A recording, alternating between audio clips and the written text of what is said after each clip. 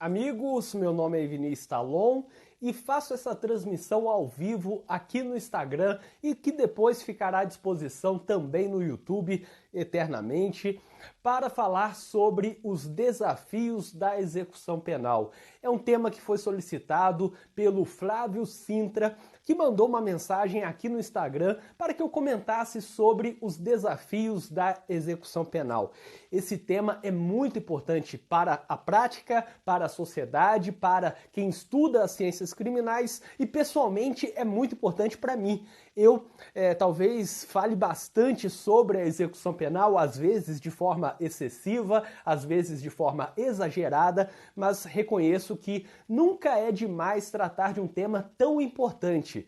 É o tema que domina atualmente os meus estudos. Eu tenho me dedicado bastante quanto à execução penal. Eu sou professor de cursos de pós-graduação em que eu dou aula desse tema da execução penal. Eu faço cursos de execução penal, tenho um curso com o canal Ciências Criminais sobre execução penal na prática para a advocacia. Eu estou escrevendo atualmente o meu livro, o meu tratado de execução penal e por conta disso eu vejo todas as notícias que vocês pensarem no site do Senado, da Câmara, site do Planalto, em todos os tribunais sobre execução penal. É um tema que me interessa quanto à mídia, ao tratamento que a mídia dá à execução penal. E, enfim, além disso também o segundo tema que mais me pedem para palestrar. Normalmente pedem muito para que eu palestre sobre júri e, em segundo lugar, a execução penal. E é uma palestra que eu nunca vi ninguém sair durante a palestra. Todo mundo fica realmente atento a tudo que é falado na execução penal, sobre a execução penal, considerando que eu tento levar um pouco da realidade do sistema prisional, da violência, de até algumas situações constrangedoras na execução penal para dentro da sala de aula, para dentro de uma palestra. Os desafios da execução penal são muitos e são grandes. Esse é o problema. E há uma vontade pequena de combatê-los. A vontade de combater esses problemas da execução penal vem da Defensoria Pública, vem da advocacia, vem de alguns políticos que se dedicam aos direitos humanos, alguns ativistas e alguns estudiosos. Mas fora desse ambiente, é raro encontrar alguém que defenda alguma forma de solução para a execução penal. O leigo fala, por exemplo, que a solução da execução penal é pegar todos os presos e matar, fuzilar, mandar para qualquer outro lugar e tirar eles da existência da terra. Essa seria a solução do leigo. Ou não deveríamos nos preocupar com o que acontece dentro do sistema carcerário, considerando que se praticou um crime, merece o pior tratamento possível. É esse o tratamento que o leigo dá quanto à execução penal. Na minha opinião, temos dois desafios enormes na execução penal. Um desafio quanto ao cumprimento da lei e outro desafio quanto a uma criação da cultura em relação à execução penal.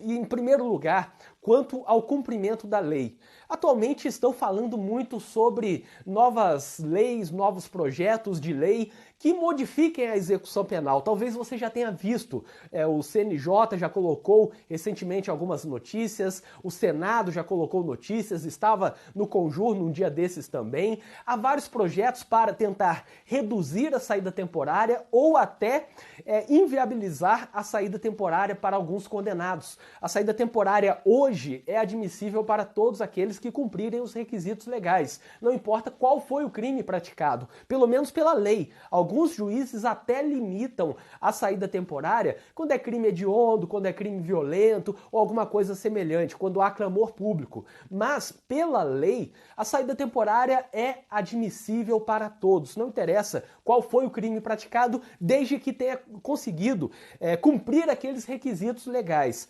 Da mesma forma, a saída temporária, mesmo com seus requisitos legais, mesmo sendo descumprida em muitos casos, o Estado às vezes não atende ao pedido de saída temporária para determinado feriado, para determinada data festiva, para o aniversário de um filho, para o aniversário dos pais ou qualquer outra coisa que o preso venha a requerer na execução penal, mesmo com todo esse descumprimento, ainda querem reduzir a saída temporária.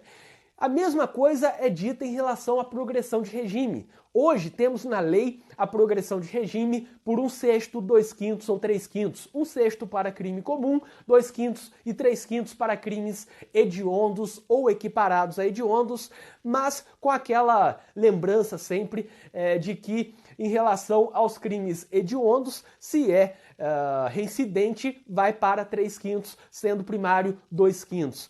Então, crime comum não interessa se é primário ou reincidente, em relação ao crime comum é a fração de 1/6. Mesmo com essa fração prevista na lei, que alguns vão dizer que é uma fração baixa, outros vão dizer que é uma fração alta, há um descumprimento. O preso chega até 1/6 da pena, esperando que amanhã ele vai para o regime semiaberto ou vai para o regime aberto. Passa o dia e nada acontece. Aí passa mais uma semana, 2, 3, 4 semanas, 1 mês, 2 meses, até que tudo comece a se movimentar, até que seja feito o exame criminológico, que nem é exigido por lei para a progressão de regime, pode até discutir se é exigido para o livramento condicional, pode até avaliar se está ali mencionado como requisito para o livramento condicional, mas para a progressão de regime não é exigido mais por força de lei, apesar de ter súmula do STJ, súmula vinculante do STF, mas não é exigido. E com todos esses atrasos de exame criminológico, análise do requisito temporal, atestado de conduta carcerária, manifestação do MP, manifestação da defesa, juiz que demora para decidir, às vezes ainda indefere, tudo isso gera um cumprimento de muito mais do que 1/6 da pena. O preso não vai cumprir 1/6 e progredir. Ele cumpre 1/6 e mais alguns dias, que é o tempo que demora para o judiciário, para o diretor do estabelecimento prisional, darem esse trâmite ao pedido de progressão de regime. Portanto, mesmo com todo esse descumprimento da lei, discutem a criação de uma nova lei. Uma nova lei de execução penal, e isso de fato querem fazer, como querem fazer um novo Código de Processo Penal, um novo Código Penal, agora também uma reforma da lei de drogas. Saiu a notícia recente da nomeação de juristas para discutir a lei de drogas. Agora também há essa intenção de modificar a lei de execução penal, criar uma nova lei de execução penal ou fazer modificações pontuais. E quando se fala em modificação da lei de execução penal, ninguém está discutindo falta grave, ninguém está discutindo se vamos reduzir o RDD, o regime disciplinar diferenciado, ninguém está discutindo nada disso, ninguém está discutindo o sistema recursal da lei de execução penal, onde você tem um agravo em execução que demora uma eternidade, é um parto para ser julgado, um parto não, quase que uma gestação, porque dependendo do estado demora 6 meses para ser julgado, um agravo em execução que discute a liberdade. Aí o advogado, vou dar uma solução a isso, vou impetrar o habeas corpus, impetra o habeas corpus e o tribunal fala, não aceito porque esse habeas corpus está sendo utilizado no lugar de um recurso que está previsto na lei. Só que esse recurso demora tanto tempo, tantos meses, em alguns lugares demora 1 ano ou até mais para ser julgado o agravo em execução. Vejam, toda essa demora, aí não pode usar o habeas corpus, sendo questão de liberdade. Eu não sei muito, mas eu acho que nada tem a ver mais com a liberdade do que a execução penal. Isso até meu sobrinho que está lá começando o ensino fundamental, se eu perguntar para ele onde tem a liberdade, ele vai falar no presídio. Discussão da liberdade onde que tem? Lá no presídio. Ele sabe, não é no hospital, não é na rua, não é em qualquer outro lugar, mas na execução penal tem uma grande timidez para aceitar a impetração de habeas corpus. Quase sempre é usado para alguma questão realmente teratológica, uma conversão de PRD em pena privativa de liberdade de forma equivocada, e olhe lá se vão admitir. Mas isso não é discutido. Ninguém está discutindo agravo em execução, vamos mudar o sistema recursal, vamos falar que é cabível também a impetração de habeas corpus. Daria para botar isso na lei, não poderia limitar o uso do habeas corpus por força de lei, apesar da jurisprudência estar limitando o uso do habeas corpus de forma corriqueira, habeas corpus substitutivo de recurso, habeas corpus sem ter sido indiciado e tudo mais. Mas daria para colocar numa lei de execução penal dizendo é admissível a impetração de habeas corpus, assim como a interposição de agravo à execução para casos mais graves, para casos sobre progressão, para casos sobre livramento. Isso não limitaria, pelo contrário, no sistema que temos atualmente, ampliaria a utilização do habeas corpus na execução penal, que raramente é admitido. Só que nada disso é debatido. Ninguém está discutindo a mudança do sistema recursal da execução penal, ninguém está discutindo punir juízes que não criam o Conselho da Comunidade. É um tema que vai estar no meu canal do YouTube. Possivelmente amanhã eu vou falar sobre o Conselho da Comunidade, um órgão da execução penal. Muitos nem sabem que isso está na lei, muitos juízes nem sabem que devem compor o Conselho da Comunidade ou criar o Conselho da Comunidade se ele ainda não foi instaurado. Muitos nem sabem disso, muitos nem fazem ideia.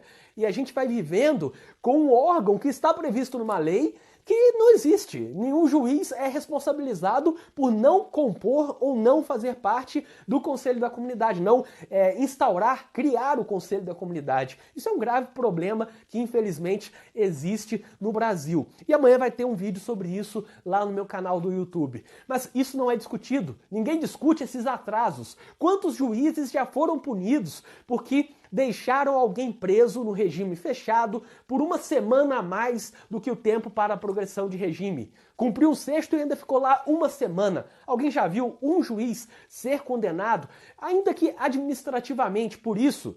Vocês já viram alguma vez? Vocês já viram alguma vez um juiz ser responsabilizado porque teve o decreto do indulto e o indulto somente foi concedido, e pode ser concedido de ofício, somente foi concedido em março, abril, maio, sendo que o decreto do indulto é em dezembro, o decreto tradicional, não o decreto que tivemos recentemente, aquele relativo às mulheres, mas o decreto tradicional é em dezembro. Dia 25, 24, 26 de dezembro. Eu nunca vi um juiz ser punido porque o indulto demorou um mês para ser concedido, ou 6 meses. Eu nunca vi um juiz ser punido porque não instaurou, não criou ou não compôs aquele Conselho da Comunidade já criado. Eu nunca vi um juiz ser responsabilizado administrativamente por ter atrasado na concessão de uma progressão de regime, de um livramento condicional ou qualquer coisa semelhante. Eu nunca vi.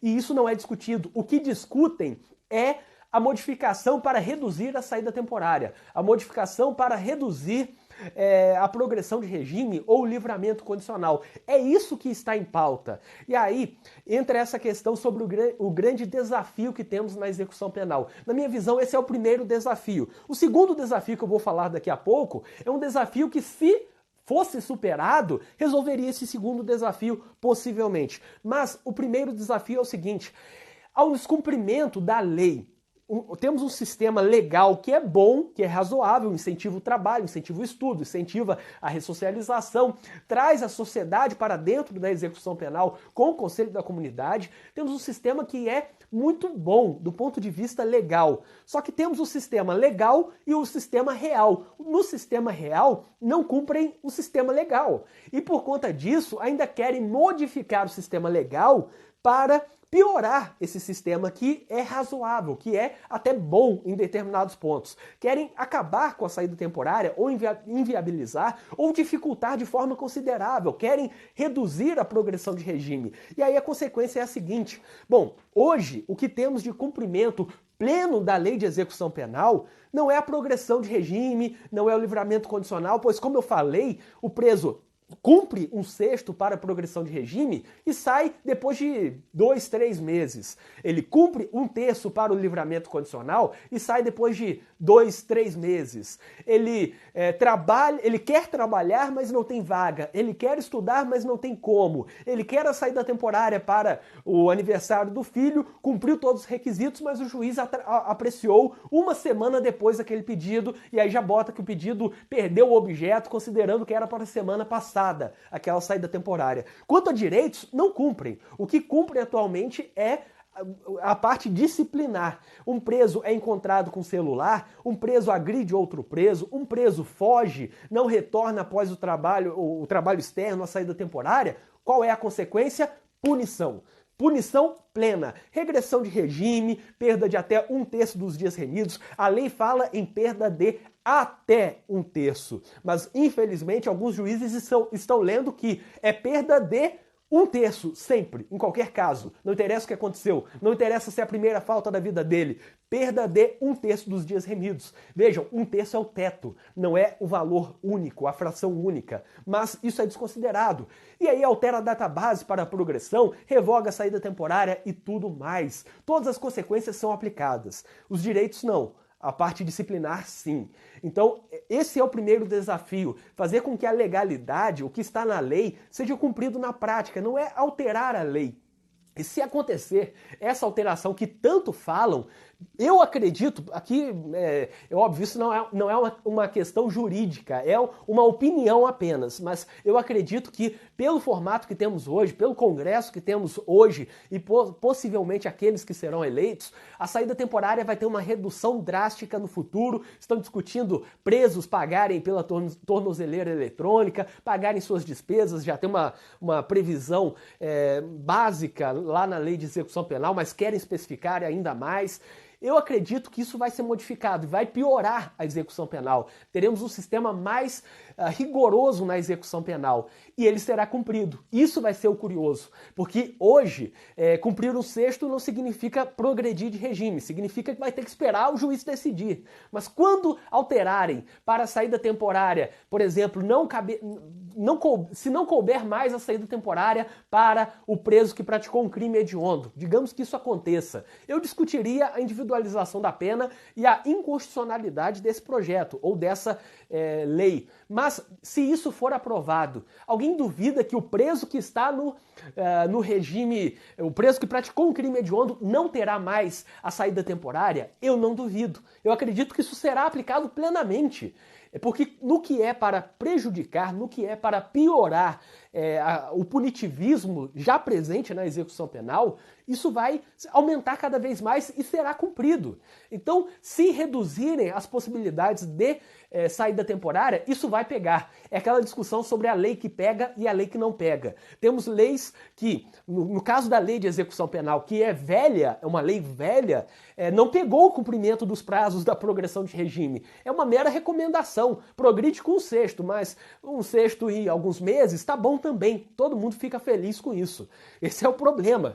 Agora, se piorarem a lei de execução penal, tornando ela mais rigorosa, isso vai pegar. No dia seguinte, foi aprovado hoje, presos que praticaram crime hediondo não têm direito à saída temporária, progressão de regime ou qualquer outra coisa. Mesmo que incondicional isso daí. Viola de cara a individualização da pena. Mas mesmo que isso seja instituído, isso vai pegar. Ou talvez 5% dos juízes não apliquem uma lei desse sentido, entendendo que é inconstitucional. O restante vai até aplaudir, vai gostar. Agora eu não tenho a chance de que um estuprador, um assassino e tal pratique um crime quando eu deferi um crime, quando eu deferi uma saída temporária. Muitos juízes vão pensar assim. Infelizmente. Então, esse é o primeiro problema.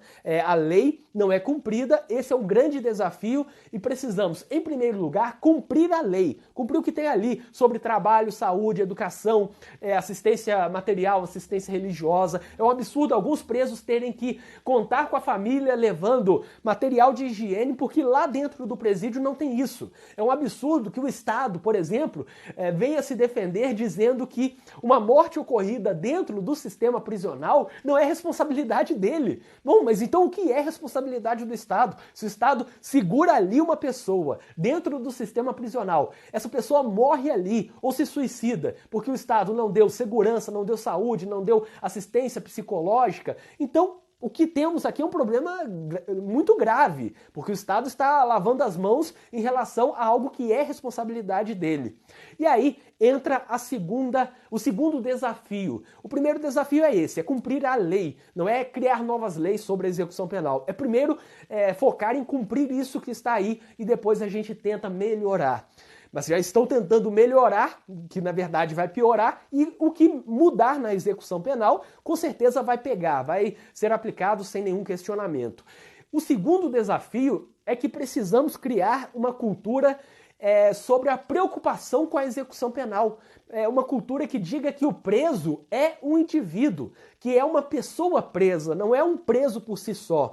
Ele não tem a essência do preso, ele é uma pessoa, tem a essência da pessoa, e aí eu não estou entrando em questões da hermenêutica essencialista nem nada disso, mas o preso, a pessoa que está presa é, antes de tudo, uma pessoa. Ele não é caracterizado por ser preso e, portanto, não é pessoa. Ele é uma pessoa que está presa e, portanto, uma pessoa que está presa sofre apenas com o que a prisão causa. E o que a prisão causa é uma pena privativa de liberdade. E uma pena privativa de liberdade priva da liberdade, e não da saúde, e não da vida, e não da dignidade, e não de qualquer outra coisa, da segurança. Não! A pena privativa de liberdade, a gente tem que ter essa cultura de que uma pena privativa da liberdade é uma pena que priva somente a liberdade, e nenhum outro direito. E essa deve ser a cultura que devemos desenvolver no Brasil. Só que está cada vez mais difícil, porque o que pega é a lógica de que,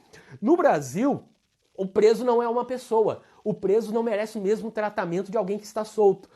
Se no Brasil não temos educação para quem está fora do presídio, então pensa-se que quem está dentro de um presídio também não merece ter educação. E esquecem que aquela pessoa que está ali dentro de um presídio, daqui a pouco estará fora do presídio. E aquele momento em que está ali tem que ser um momento produtivo para que, se essa pessoa quiser se ressocializar, ela consiga. Se ela quiser abandonar a vida dedicada ao crime, que ela consiga, mesmo que se discuta essa questão sobre a função da pena, se a pena tem a função de ressocializar o preso, se seria legítima essa função. E há vários livros que tratam disso. O Rodrigo Duque Estrada Roig, ele, por exemplo, fala sobre isso, sobre a função de ressocializar e por que ela seria ilegítima. Mas é algo que, se o preso quiser ali dentro do presídio se preparar para a sua saída, ele tem que ter meios para isso, especificamente porque a lei diz que tem que ter meios para ressocializar o preso, a lei diz que tem que oferecer saúde, educação, tem que oferecer trabalho e tudo para o preso e também para o egresso, aquele que saiu do sistema prisional e está tentando retornar ao convívio social. Portanto, são dois problemas. O primeiro problema, o primeiro desafio é o descumprimento da lei. É a existência de dois sistemas. O sistema legal, que a gente sabe que não se aplica, fala de cela individual e muitos nem sabem disso ou sabem e dão risada, e o sistema legal. O sistema real, melhor dizendo. Há uma diferença nítida entre o sistema imposto na lei e o sistema aplicado na prática. E o outro problema, o outro desafio é que falta uma cultura em torno da pessoa que está presa. Não uma cultura para cultuar essa pessoa, não é isso que eu quero dizer. Uma cultura para saber que aquela pessoa que está no sistema prisional merece um tratamento digno, não é um tratamento favorável, um tratamento melhor do que quem está solto, não é isso. É dar a essa pessoa o que está na lei. E não significa que dar a ela o que está na lei inviabiliza dar àquela pessoa que está solta o que está na lei também. Na verdade, temos que brigar pelos direitos de todos que estão presos ou soltos, presos ou livres. É esse o fator. Mas em relação à execução penal, você não vai notar um político defendendo melhoras na execução penal, porque pega mal, vira defensor de direitos humanos, ou, como alguns dizem, defensor dos direitos dos manos. E nesse sentido, não há um respeito, não há uma intenção de defender a melhora na execução penal. Quando temos os debates eleitorais, igual estamos tendo agora, você não notou, possivelmente, nenhum candidato a presidente da República mencionando o sistema carcerário. Falaram muito de desemprego, falaram muito de educação, falaram de saúde, falaram de polêmica, quem fez isso, quem fez aquilo, o que você contribuiu para o Brasil, o que você não contribuiu, quem será meu ministro de tal coisa, eu entendo disso, eu não entendo daquilo, mas ninguém nem mencionou nada sobre o sistema carcerário, porque não dá voto. E essa é a questão. Há coisas que formam um consenso básico. Canottilho falava sobre isso. Tem um livro dele muito interessante sobre direitos sociais, em que ele trata do consenso básico. É aquilo que na sociedade é inquestionável. Na sociedade, a sociedade criou uma cultura de aceitar aquela ideia. Hoje temos uma ideia, por exemplo, de combate à corrupção. Ninguém discorda disso, ninguém discorda que a corrupção deve ser acabada, deve ser encerrada. A diferença é quanto aos meios. Alguns defendem que vale tudo, outros defendem que a corrupção deve ser finalizada no Brasil, devemos punir a corrupção respeitando a lei, sem uso excessivo da prisão preventiva para delatar e várias outras coisas. Mas há um consenso. Ninguém entraria numa sala de aula, numa reunião e falaria: eu defendo a corrupção. Não, isso é algo inaceitável na sociedade. Assim como o combate ao estupro. É outra coisa que é inaceitável. Ninguém chegaria em uma reunião, em algum ambiente, numa sala de aula, num comitê político ou em qualquer outro ambiente que se pensar, até numa mesa de jantar com a família, e diria: eu sou a favor do estupro, eu sou a favor da descriminalização do estupro. Isso não é um consenso isso é um consenso básico, que não há nenhuma discussão sobre isso. Assim como corrupção, quem falar sobre corrupção, vamos combater a corrupção, quem fala sobre isso num debate político está indo na mesma direção dessa cultura que é uma formação de um consenso básico a favor do combate da corrupção. E a mesma coisa quanto ao estupro. A mesma coisa quanto a gerar emprego. Ninguém vai defender. Eu sou contra a geração de emprego. Eu sou a favor do desemprego. Ninguém vai defender isso, porque há um consenso básico. Mas em relação à execução penal, não há um consenso básico. A execução penal, eu vou além, é onde está, talvez, uma das principais brigas ideológicas, em que alguns defendem os direitos humanos, às vezes de forma extrema, e outros defendem a eliminação dos direitos humanos, às vezes de forma extrema. Não é estar num extremo ou em outro, não é dar privilégios nem retirar direitos básicos, não é nada disso, mas esse é o problema, porque ali, na execução penal, não se tem um consenso básico, não se tem uma cultura a favor da execução penal, de que o indivíduo preso apesar de qualquer crime que tenha praticado, é uma pessoa e continua merecendo esse tratamento de pessoa, e por falta desse tipo de cultura que temos o primeiro desafio que eu citei antes, que é a violação sistemática da lei. Num belo dia, o STF decidiu que temos um estado inconstitucional, um estado de coisa inconstitucional quanto ao sistema prisional. No dia seguinte, tinha ministro indeferindo progressão de regime, indeferindo livramento condicional, tinha ministro mantendo preso nesse sistema carcerário que ele disse que é inconstitucional. Então, num dia, o ministro falou: esse sistema é inconstitucional. No dia seguinte, disse: mantenha a prisão preventiva, continue nesse sistema prisional. Isso é, no mínimo, contraditório, mas diz muito sobre os desafios que temos. O desafio quanto ao cumprimento da lei, desafio quanto a conscientizar a sociedade, e esse é o mais difícil. O cumprimento da lei é, basicamente, os juízes, promotores, começarem a cumprir aquilo que eles deveriam, ou as corregedorias. Pegue aí todas as corregedorias de tribunais e façam um grande pente fino, examinando se estão sendo cumpridos os prazos da execução penal, se estão sendo enviados os atestados de pena a cumprir, sob pena de responsabilização. Isso está na lei de execução penal. É só fazer um pente fino. É razoavelmente fácil. No momento em que as corregedorias dos tribunais, as corregedorias dos ministérios públicos, estaduais, federal, enfim, começarem a fazer essa fiscalização, aí muda e a lei começa a ser cumprida. Mas enquanto isso não é feito, temos um problema ali a ser resolvido. E quanto à cultura, aí é muito mais difícil, porque são milhões de brasileiros que devem ser convencidos de que o preso é uma pessoa e que a pena privativa de liberdade somente pode privar a liberdade. Eu espero que vocês tenham gostado deste vídeo. Inscrevam-se no canal do YouTube e ativem as notificações, porque assim vocês saberão sempre que for lançado um vídeo novo aqui no canal. E para quem tiver interesse, eu deixarei na descrição deste vídeo no YouTube um link com várias coisas úteis, como por exemplo, grupo de debates com criminalistas do Brasil inteiro, além de artigos, vídeos, livros de minha autoria, contato para palestras, cursos em que eu leciono e muito mais, incluindo o curso de execução penal feito com o canal Ciências Criminais. O link está na descrição deste vídeo no YouTube e até o próximo vídeo.